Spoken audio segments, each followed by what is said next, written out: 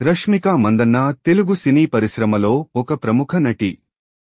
April 1996 కర్ణాటకలోని విరాజ్పేట్లో జన్మించిన ఆమె తన కెరీర్ను కన్నడ చిత్రాలతో ప్రారంభించింది. 2016లో విడుదలైన కిరిక్ పార్టీ సినిమాతో సినీ రంగంలో అడుగుపెట్టింది.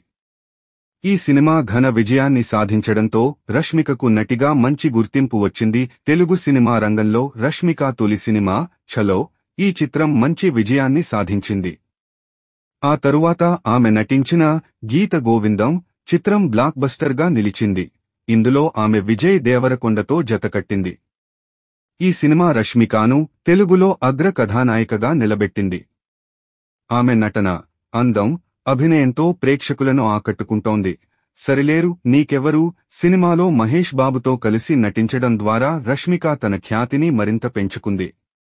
భీష్మ, పుష్ప, ది రైజ్ వంటి సూపర్ హిట్ చిత్రాలతో ఆమె టాలీవుడ్లో అత్యంత ప్రాచుర్యం పొందిన కథానాయికగా నిలిచింది.